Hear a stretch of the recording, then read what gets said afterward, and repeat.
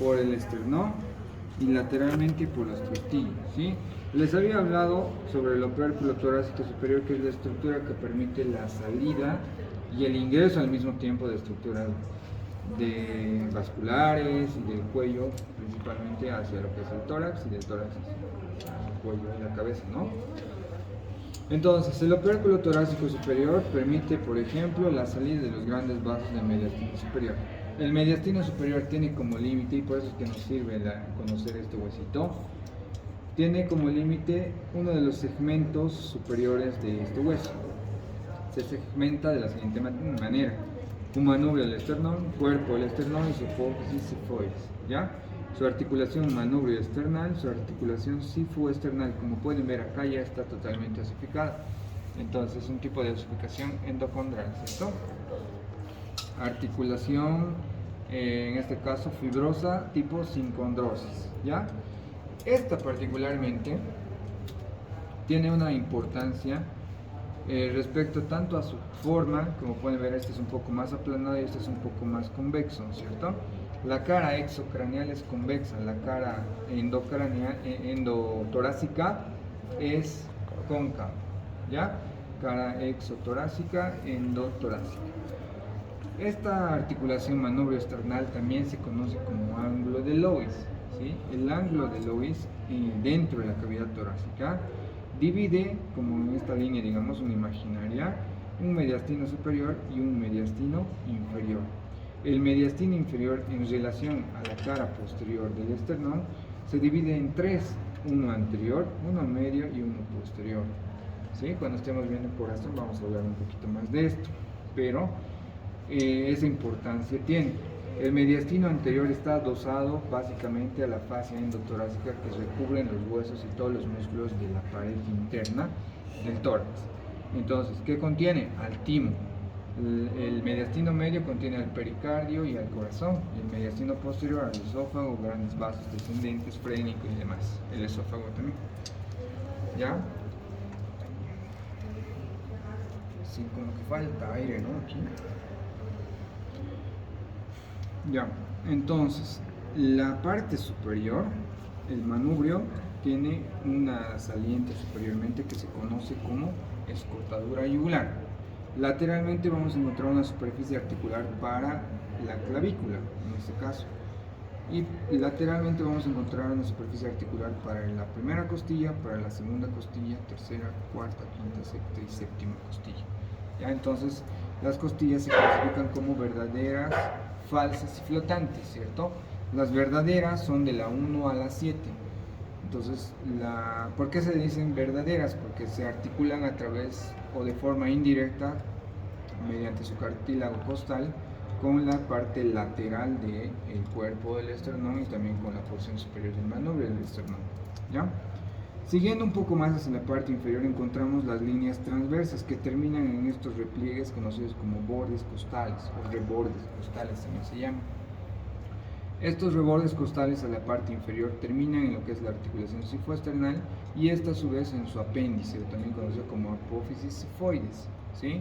Entonces, por su configuración externa y de forma general, el hueso del esternón es un hueso plano, tiene una forma de daga o de puñal, le dicen, que presenta sus dos caras, anterior, posterior y dos bordes laterales, ¿sí? También se conoce como regiones paraesternales, principalmente para describir los vasos que recorren a través de este sector, como por ejemplo las arterias torácicas internas o mamarias internas, que son paratraqueales, ¿ya? Entonces, una vez descrito eso, la cara anterior pueden ver que es un poquito más lisa en comparación a la cara posterior, que es más rugosa. Nos permite la inserción de músculos muy importantes que participan en mecánica respiratoria, como por ejemplo el músculo transverso del tórax, que también voy a mostrar en preparado, ¿ya? En la cara anterior también podemos encontrar inserciones, pero no tanto en la parte media, sino más en los bordes, como por ejemplo el pectoral mayor y demás, ¿sí? Los músculos intercostales también. Entonces, entre las características que presenta el esternón son esas, ¿ya? Las costillas, en todo caso, como se había mencionado, son un número de 12, ¿no? Son 12, 12 pares, total 24. Entonces, al igual que en este caso, vértebras, se las subdivide en verdaderas, falsas, flotantes, pero a su vez en típicas y atípicas. ¿Qué es lo que tiene una costilla típica? Tiene una cabecita, tiene un cuello, tiene un tubérculo, tiene un ángulo, tiene un cuerpo, tiene un borde inferior y tiene un borde superior, ¿sí? Un borde superior y un borde inferior. En el borde inferior, como pueden ver acá, se proyecta un canal o un surco que se conoce como surco vascular o surco subcostal. Entonces, en la cabecita encontramos una caría articular superior, una caría articular inferior separadas por una cresta interarticular, ¿ya? El cuellito, y hacia por la parte de atrás el tubérculo tiene dos partes, una parte en este caso lisa y una parte rugosa. La parte lisa sirve para la articulación con las apófisis transversas, ¿no? Las apófisis transversas presentan unas carías articulares que se llaman carías costales. Entonces se articula con esta región de acá. Y cada caría articular superior e inferior se articula con la caría costal en este caso de los cuerpos vertebrales de las dorsales, ¿sí? Entonces esto viene ahí, una caría articular inferior con la caría articular superior y su caría, en este caso, transversa, ¿sí? Lo mismo al otro lado, pero ya la superior y la inferior y la transversa hacia abajo. ¿Sí? Entonces esto permite el deslizamiento y movimentación rotacional, como les había mostrado en las diapositivas, ¿no? En la teórica, que permiten el desplazamiento superior e inferior para la mecánica respiratoria, ¿no? Entonces para eso sirve, para la elevación y para el descenso.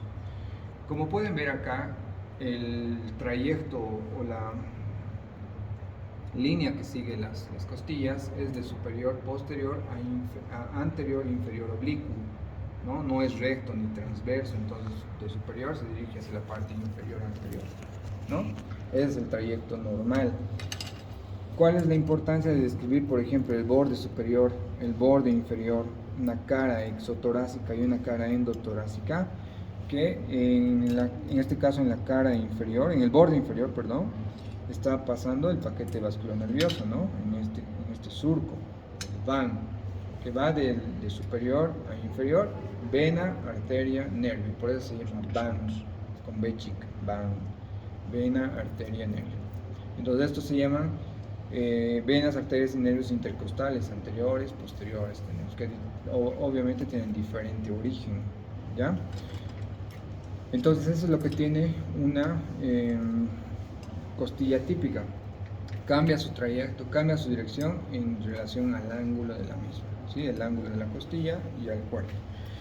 Las atípicas van a ser entonces la número 1, 2, vamos a tener la 10, la 11 y la 12, que difieren en sus carillas costales y difieren en su forma. Por ejemplo, la número 1 no tiene una carilla exo y endotorácica, tiene una carilla superior y tiene una carilla inferior. Tiene un borde externo y tiene un borde interno, ¿sí? O borde exocraneal y borde craneal, exotorácico y endotorácico. La superficie superior es más rugosa porque presenta inserciones musculares, por ejemplo los escalenos. Tiene un tubérculo y tiene una fosita, en este caso también o carilla transversa, articular transversa, pero en la cabeza solamente presenta una carilla articular, no presenta dos como estas, ¿ya? En la cara inferior va a presentar un tubérculo medial y va a presentar un surco para la arteria y un surco para la vena subclavia, ¿sí?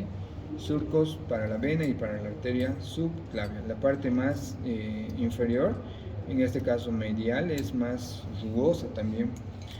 La número 2, en cambio, tiene también un aspecto más rugoso, ya presenta casi un borde superior y va a presentar una carilla exotorácica y una endotorácica, ¿sí? Presenta sus tubérculos, que también van a tener una carilla, en este caso lisa, rugosa, y presenta sus dos carillas articulares de la cabecita de las costillas. Ya presenta también un surco vascular más marcado, ¿sí? En este espacio un surco intercostal, ¿ya? Ahora, en lo que era el origen de la irrigación y el origen de la inervación de estas áreas, A la cara anterior les he dicho, ¿no? Toda la pared anterolateral del tórax se origina de una arteria. ¿Cuál era? ¿Quién tiene marcador rojo? ¿O algún marcador de agua? Me han robado los del primer grupo. Arteria subclavia. La arteria subclavia, una vez que emergía del callado aórtico del tronco brachiocefálico, su único ramo inferior era la arteria torácica interna o mamaria interna, ¿cierto? Una vez que llegaba al borde, en este caso al ángulo sifocostal, o sea, el borde costal, origina sus ramos terminales, en este caso, más hacia la parte superior en el sexto espacio intercostal, la epigástrica superior y la musculofrénica, ¿sí? Esas dos arterias, la musculofrénica y la torácica interna, originan las arterias intercostales anteriores. Lo mismo el retorno venoso para la parte subclavia.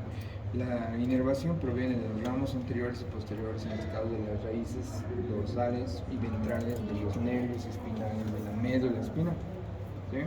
Anteriores sensitivos, posteriores motores. Ahora, la parte posterior tiene diferente origen, pero en realidad se originan también de la arteria subclavia. La arteria subclavia, por sus tres ramos superiores, el ramo medial es la vertebral, la que pasaba justo por esos agujeritos, el medio es del tronco tirocervical y el lateral es el tronco costocervical. El costocervical da dos arterias, que va a ser la cervical ascendente y la torácica suprema. La torácica suprema o torácica superior origina dos arterias, que es la intercostal 1 y la intercostal 2 posteriores, ¿ya? Entonces, de los espacios posteriores, justo para la irrigación de esta área, pues, se origina a partir de esta arteria. Y los demás, o sea, de la número 3 a la número 11, la subcostal, se originan de la arteria aorta torácica, ¿okay? Entonces, esto vamos a estar viendo un poquito más a detalle en pared torácica, ¿ya? A ver si mañana podemos ver, o la siguiente semana. Y en cambio el retorno venoso, tanto al lado izquierdo del tórax es por el sistema ácidos y al lado derecho es por el sistema hemiácidos. Ácidos y hemiácidos. Ácidos y hemiácidos. Izquierdo, derecho. Eso les voy a dibujar en pizarrón para que puedan aprenderse y